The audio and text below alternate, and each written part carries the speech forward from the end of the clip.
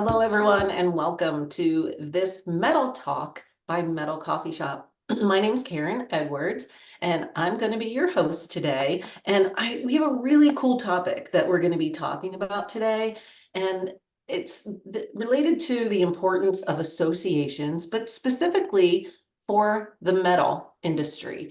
And we're going to talk about why they exist, how they can help you in your career, how to get involved. And I am just thrilled to welcome Lee Ann Slattery.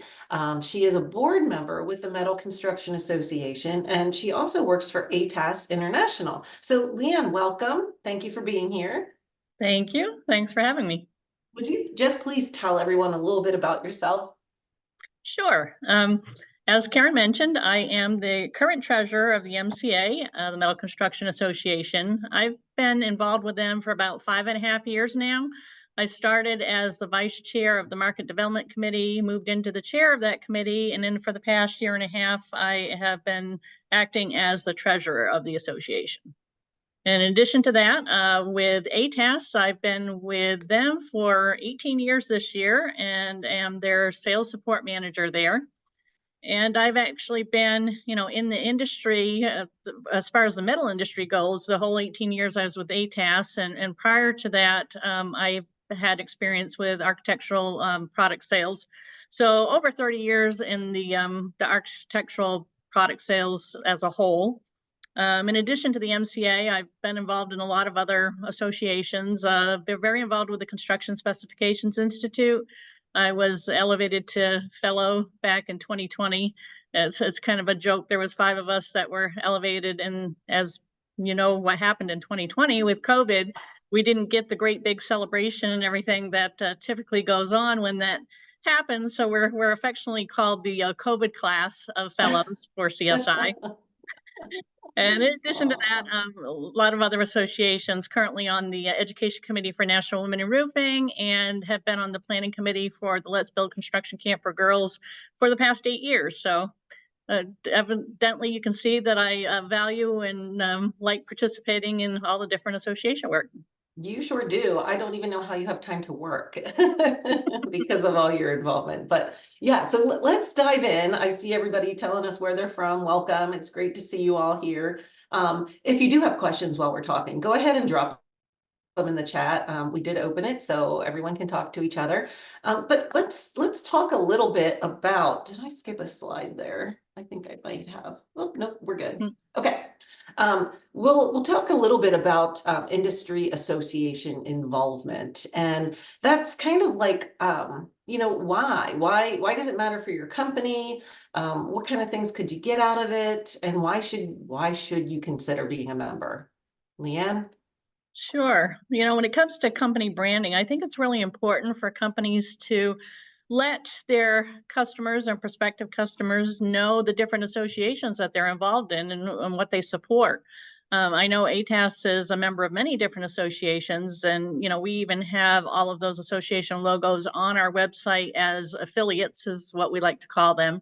But it really, I think, makes a difference in your customer's mind to know that it's not just about selling our products and making a profit, even though that's important. It's also becoming entrenched in the industry as a whole and trying to better the industry.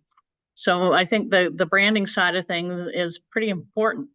Yeah, and share. We always tell people, if you are a member of an organization, share that, because it does raise that level of professionalism.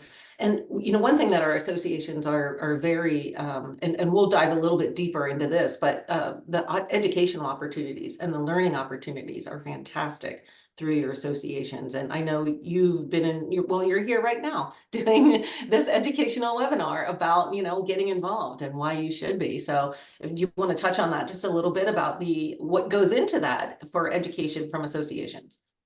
Yeah, that's a big part of what an association has to offer is ongoing education for their members. The MCA has a lot of different resources in that regard, and they kind of, as far as online goes, on demand type resources, you can find that on the MCA website under the Metal University, which was introduced a few years ago. And then there's a whole lot that falls under that, whether it's technical white papers or on-demand webinars that we have, live webinars that the MCA host, as well as our partner with PSMJ Resources. They host the MetalCon show, and we're equal partners with that. So they have their own line of webinars as well. So we get involved in that with the MetalCon online program. So just a lot of different resources there that is a great member benefit. Yeah, and the next, two bullet points, personal growth and networking. I feel that they go so strongly together, and I know Lee Ann because of being involved in associations, right? National Women in Yep. Roofing and going to events, and I otherwise I wouldn't know you or know much about you, and I've been to some of your events. So talk a little bit about those kind of options for personal growth and expanding your network that exists by being an association member. Yeah, I really attribute a lot of my success, I think, in my career because of the industry association involvement. It was something, I'm a social person, and as much as the virtual stuff is here to stay, I am so much a fan of in person, face to face, and that's kind of how I got involved first with local CSI chapter is where I started with that, and then it just kind of blew up from there as far as the different associations and the different roles that I played in them. I do think that it's a great place to help develop leadership skills outside of your company. And that's really important. It's sometimes a lot easier to talk to others that you don't work with and learn from others, outside of the work environment. So I find that valuable.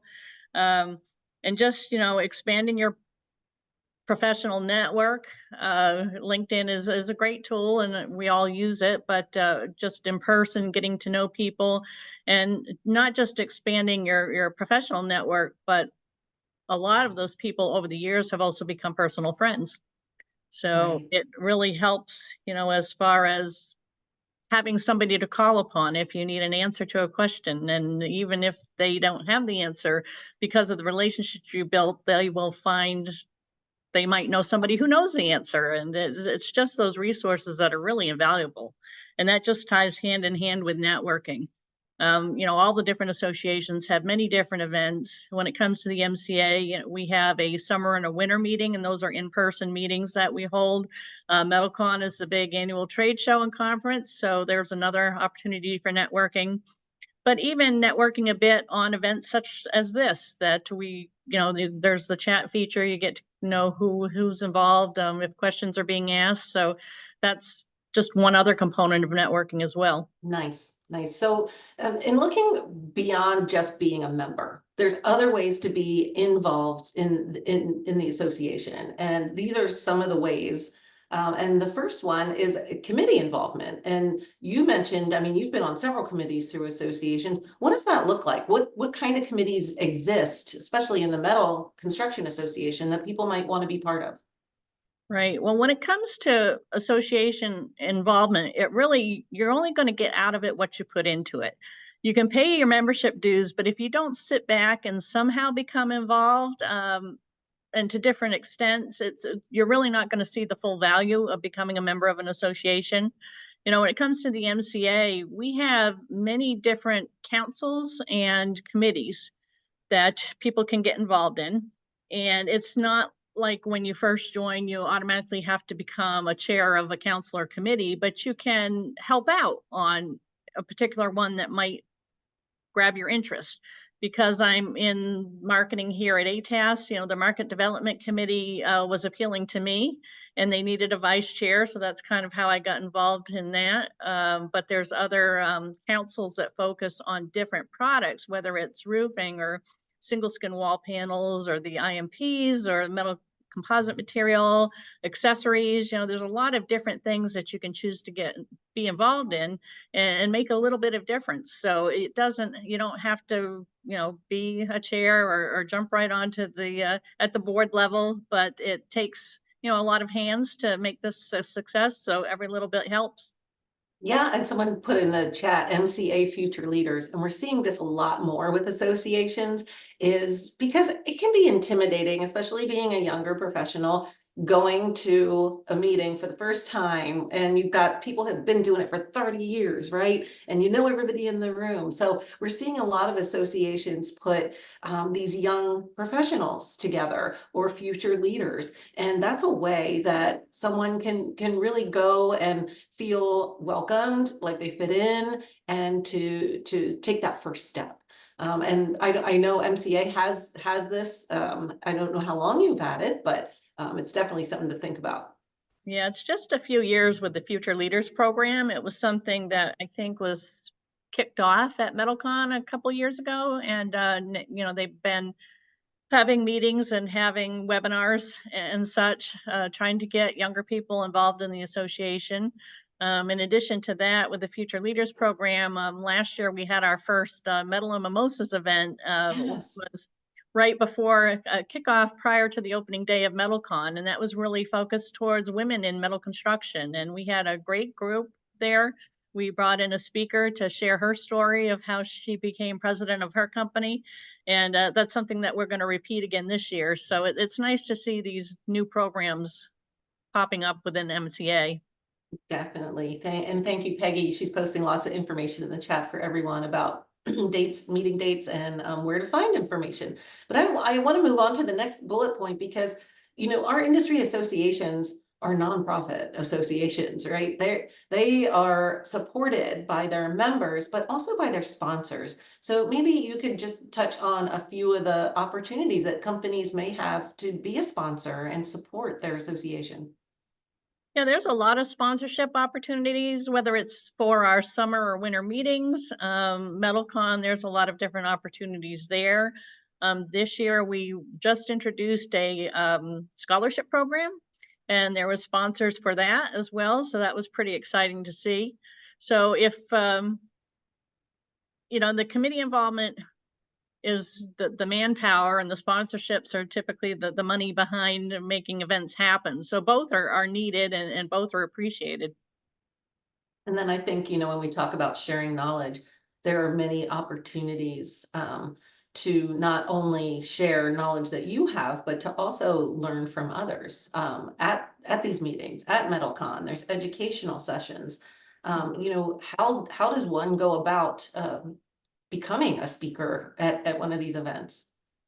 Well, definitely, you can reach out to the folks at MetalCon. MetalCon does have their own website, so you can reach out there as well. I can put you in touch with the appropriate people as well. My contact information will be at the end of this presentation. But yeah, if you're interested in presenting on a topic, they're always seeking speakers, not only for MetalCon, but also the MCA summer and winter meetings, as well as the MCA webinars, and also the MetalCon online webinars that used to be known as MetalCon Live, and they just recently changed their name to MetalCon Online. So there's a lot of opportunities to share your knowledge with others in the industry. Excellent, excellent. I know I get the emails from MetalCon and they do have a lot of educational opportunities. And I think you can just sign up on their website to stay up to date on everything that's happening. Mhm. Let's also, one of the things that our associations do for us is keep us educated about what's happening, right? What's happening in government? What's happening with codes? What does that look like? I mean, these are usually committees as well that work on these things. And how often are we getting updates, and what kind of information are they giving us, Lee Ann?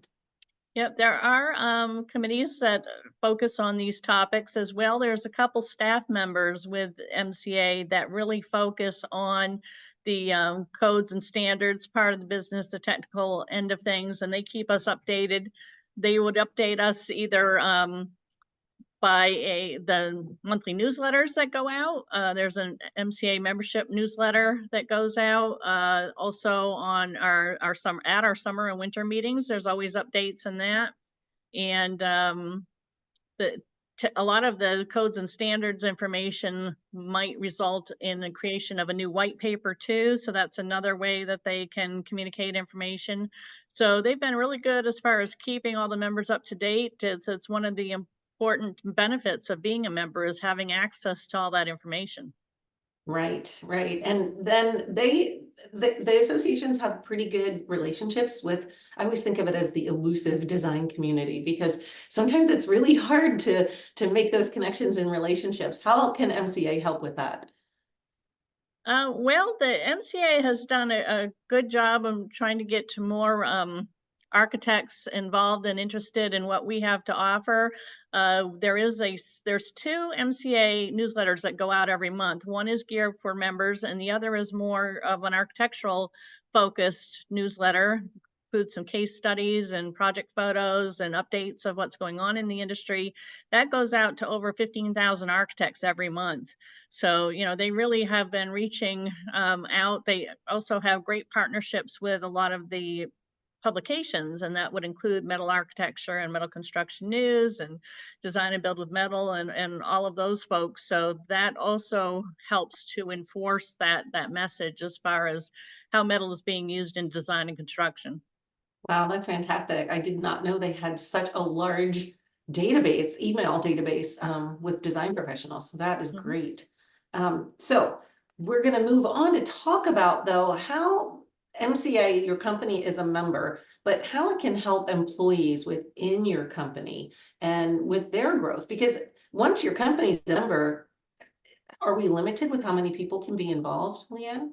No, you're not. And that's the great thing about this membership is it is a company membership. So once the company joins, as many people that want to get involved can. And that's really kind of how I got involved is that the owners and managers at ATAS invited me to become involved. I again needed a vice chair for that market development committee, and then it's just grown from there. But that's for those that are on the call and are already members. I really encourage you to try to get more people from your company to participate in some of the meetings, and especially the younger folks too. It gives them a great way to learn from those that have been in the industry for quite a while, and these are our future leaders. So we have to make sure that they get included in meetings such as this. Right. And, we all are concerned about employee retention because it Mhm. costs a lot to recruit and find and retain employees. And I think by providing these opportunities, they're feeling valued. They're feeling like you think that they are going to be able to contribute and they're going to learn and grow. So I think it really does help spread the feeling of goodwill throughout the team, that it's not just the leadership that's going to be able to be involved, that other people can too. Right. All right, so let's talk a little bit about brand ambassadors. And I think that, by being involved, your employees become brand ambassadors, not only for the association, but they are kind of brand ambassadors because they're the face of your company as a member, right? Like I'm involved in association. I know Leanne is ATAS. So I have a good brand association right there. So do you see a lot of that, Leanne? Yeah, I do. I think it's a great way to keep your company front and center, within the association, but then also being an ambassador for the association itself is really important. Again, we're all kind of working together towards the same goals. We all want to see the increase of metal in design and construction, and but working for a company too, you also want to see growth in that area. So it really affects both. Yeah, and I think what's great about what I see with MCA is that you are developing new programs, right? You started the metal and mimosas for women who are in the industry, the MCA Future Leaders, the scholarship program, and a lot of times associations kind of might seem older and stodgy and not willing to try new things, but that's not the case here. No, we really made some headway there as far as having new programs introduced, and always at our board meetings, we're talking about even different ways to get more people involved. So I think it's really been evolving and growing, and we are hoping to continue that trend. Excellent. And then the scholarship program, that was just one round of scholarships. I think that was brand new, right? Yeah, this was our brand new program this year for 2024. We awarded 5 scholarships. They were each for $2,000. And again, it's another MCA member benefit. You had to be a member company, and then you could whether not just for employees within the company, but also spouses, kids, grandkids, they could apply for these scholarships. And what was really nice too, it's not just for those pursuing a career within our industry. Some of the winners this year were, I think, one or two were pursuing mechanical engineering, but also one was going to be a pharmacist and one was nursing. So it, just any continuing education, which is really nice support for the MCA members and their employees and family members. Sure. Yeah, that's fantastic because having a little help with the cost of higher education certainly is nice. All right. So now that we've kind of, given an overview and talked about some of the ways to be involved, let's talk a little bit about the history of the association. And I mean, I don't know, how old are you? What's that look like? Why did it start? Give us that little update. Well, even though I've only been involved for the past 5.5 years, I do know that they started in 1983. So last year they celebrated their 40th anniversary. So not a new organization. They've been around a No. while. But with my research for this webinar, I was not aware really how they got started. And from what I've learned is that back in 1983, there was another association called the Metal Building Component Manufacturers Association. That's a And mouthful. they wanted to create a new expanded association, and that was the birth of the MCA. So that's kind of how it started. And the goal has always been, as far as the core values and its mission, they just want to advance the use of metal in all phases of construction, and also to advocate for legislation and standards that also push forward the use of metal within construction. So Wow. that's been our main mission there. Yeah, that's fantastic. And as we all know, anybody that's got any involvement in the metal industry, it just keeps growing and growing. And so there's going to be even more of a need for an association like MCA to help educate and monitor and advance the industry. And that's a great segue into our next slide, because one of the things that MCA does really, really well, and you touched on this earlier, is provide those educational resources. So if someone sees the growth of metal and says, wow, I need to be a part of that, what are the ways that MCA can help them learn and grow in that industry? Yeah, well, I had touched upon the Metal University, which is on the MCA website, and a lot of our online technical resources fall under that umbrella, including the best practice guides and technical white papers. Again, the webinars that we do, and not only our own webinars, but we also a few years back partnered with Architectural Record, and there is a Metal Architecture Academy on the Architectural Records CE Center, Continuing Education Center. And that is a menu of different courses, all metal construction related, that people can take online. It usually includes one webinar, and then the recording of the webinar is posted on the site. So if somebody wanted to go through, I think there's a total of 8 courses and webinars under the Academy. So somebody could go on there and take all of those and actually earn a little digital badge if they're into that, but get 8 hours of learning units, which are very important for the architects and other people that have to have those continuing education credits. So that was something that we've started and is ongoing. Every year we mix up the courses and the webinars that are offered on there. So that's a great way to learn more about metal in the industry. Other educational resources when it comes to marketing, there we have, let's see, under the marketing umbrella, there's a whole bunch of case studies. And that's another kind of benefit for the MCA members, is that you can upload case studies of your own products from your company, as well as project photos to post on the photo gallery. And those case studies and project photos get used in those monthly newsletters that go out to the architects and for all the social media postings. That's where a lot of that material comes from. So that's a great Wow. MCA member benefit right there.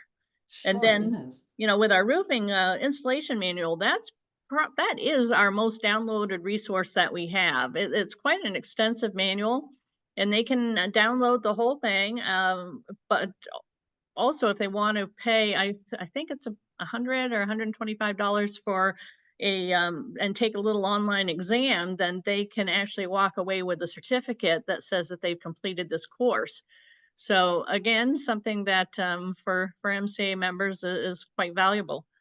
Sure. And talk about also great marketing to, get that certificate or the digital badge that, you can say, yes, my company has earned this and we are qualified and we know what we're doing. That's really important. Mhm. Okay, so let's talk a little bit about your experience in being involved with MCA and how that's helped you in your career. Mhm. Yeah, I'm really glad that I've gotten involved in the MCA. I learned a lot more outside of, when you're working for a company and it's all the way the A test does things and you're kind of in your own little bubble, but being in a room with a lot of different people within the industry, you certainly do learn a lot more and how people are doing things differently, but also sharing our knowledge and sharing the resources is really important as well. So it's really helped me in my understanding or better understanding of the industry and how they're working to grow it. And what would you say is a return on investment for a company? Because, a lot of people may say, well, it's this much money. I don't want to pay that much money to be a member. But, let's talk about what you get back from being a member and having team members participate. hmm Well, again, just having the access to all of the technical resources and so having somebody, a couple people on staff being on top of codes and standards within or that affect our industry, I think is really important. For individual companies to pay for those types of resources would be, I think, a lot more than, just paying your association dues and getting access to that. It really, I think, and also because it is a company-wide membership, you're not limited to the number of people within your company that can participate, come to the summer or winter meetings, access the online webinars and all of that. When you add it all up, I think you definitely it more than pays for itself in what you get in return. Definitely. And we mentioned personal branding even a little bit earlier, but I think, depending on what you're involved in, you become known for maybe Mhm. you're on this committee and maybe you're a great organizer, or maybe you have great ideas for educational topics, or maybe so you're kind of building a personal brand of what you do well, right? And I think that having your employees or team members be able to do that, that right there is a great ROI on retention. And your business having your business supporting you in your involvement is huge, I think.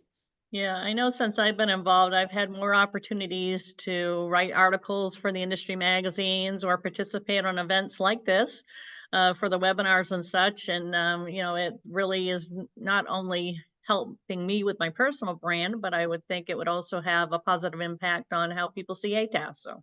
Yeah, for sure, for Mhm. sure. Okay, let's talk about how do you participate and how do you get your employees involved? I mean, we've mentioned a few things with the meetings and stuff, but I'd like to hear from you, Leanne. Mhm. Yeah, and getting people to participate, that's always been somewhat of a challenge. I mean, it seems like we're always also busy and the business with ATAS definitely comes first and sometimes you're stretched thin. But if I think more people might be willing to participate but aren't asked to come and join the party and that type of thing to being issued an invitation especially from your manager or the company owner, something like that, that goes a long way. So, if they might actually have a strong desire to participate, but they're not inclined to ask for that. But if they were invited to come, that might be a different story. Yeah, and they might not know. Like you said, sometimes you're in your own little bubble Mhm. and you're not exposed to what's out there. So maybe as a business owner or a leader in your company, if you are meeting with your team members and talking to them about, the where do you want to be in 3 years, or where do what are your goals? What do you want to grow to? Maybe that's something that you could even suggest as a team leader or a business owner is, hey, it might be cool for you to get involved in the association, and learn a little bit about that because they might not know. Right, right. And if Yeah. for those that aren't on, that are on the webinar today, but aren't already MCA members, I did just want to mention too, that you can certainly attend one of our summer or winter meetings. You don't have to be a member, so you can come and check it out if, you're still not quite sure what this is all about, or if it'd be worth your investment. We'd invite you to join us at one of the meetings in person and learn what it's about and meet some of us. Yeah, that's a great idea. And these meetings move. So, not everybody is able to fly or Yeah. travel, but every winter, every summer, it's kind of a fresh location, and there may be one that's within driving distance that would be much more affordable to attend. Mhm. Okay, so we talked about this, how to start. Nice little transition here. You mentioned the winter, the summer meeting's coming up really fast. It's June 10th through 12th, at the Hilton Rosemont in Chicago. It's a beautiful time of year in June in Chicago. So definitely mark your calendar for that. Information is on MCA's website regarding that event. And then following that in October is MetalCon, and that's going to be in Atlanta this year. So do you have any sneak peeks of some exciting things to look forward to at MetalCon this year? Well, yeah, in Atlanta, we are going to continue with the architect's experience. That's something they introduced a few years ago to try to entice more architects to come to the show. There's a lot of special education sessions that are geared towards the architects. I'm sure we'll continue with the Oktoberfest theme throughout the 3 days of the conference. I know they've got some great keynote speakers lined up. We're going to do the Metal and Mimosas event again in the morning, I think opening day in the morning with a speaker for that. So a lot of on-floor education and also on-floor demonstration with metal roofing. So there's a lot going on. Look, I love Peggy's comment. She said anyone within driving distance to Chicago or Atlanta should attend the MCA summer meeting or MetalCon because your supervisor will be impressed that you want to attend. So true. Yeah, that's a very good point. I've been to MetalCon several times. It is a great show. There's always lots of equipment in action. There's always great educational sessions on the floor. There's top products, new, products that are coming out. So I recommend it. And then the winter meeting in January is in Cape Coral, Florida, January 20th through 22nd. So who doesn't want to go to Florida in the middle of January, right? When it's cold everywhere else in the country and maybe even snowy. And then tell me about the MCA app.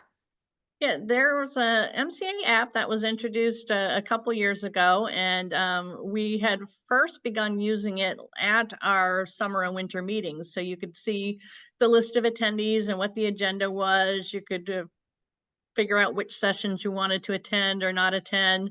But now it's being kept open all the time for a lot of information having to do with the MCA. So I would encourage everybody to download that and check it out. Another opportunity for networking, right? Yeah. So see who's there, see what's going on, and then you can follow along year round. Jennifer Trappine, thank you. She's looking forward to attending the summer meeting in MetalCon. Another person that we know through being involved in associations and networking and attending. So this has been a really great conversation. Um, we've been following questions along as we go. If you have any, go ahead and drop them in the chat here before we wrap up, but I want to advance to this next slide because this is Lee Ann's contact information, her email address, and her cell phone. If you're thinking about it, I really want to get involved. Maybe I don't know how to ask. I don't know how to talk to my supervisor. I don't, know what to say, or I just need some talking points. feel free to reach out to Lee Ann. Peggy, who is behind the scenes, is the director over there at MCA, and you can contact her through the website as well, because the more the merrier, right? And we want to ensure that the metal industry thrives and continues to grow, and we do that through the help of our associations like MCA. Lee Ann, this was great. I want to thank you so much for being here today and sharing all this wonderful information on MCA. And you all want to go to the summer meeting and MetalCon just so you can meet Lee Ann in person and connect with her on LinkedIn, right? So thank you very much. Yeah, so this is going to be on demand on MetalCoffeeShop.com within 24 hours. So if you want to share this information with somebody, or maybe you even have some folks in your company who are next generation and they might want to get involved, share this recording with them, because then they can see what it's all about, and maybe it won't be such a scary thing. It'll be like, yes, this sounds great, and I can't wait to take advantage of the networking and other opportunities that are out there for personal and professional. Lee Ann, thank you again for being here today. Thank you, Metal Construction Association. And hopefully we'll see you all next time on a future episode of Metal Talk. Take care. Bye-bye. Thank you.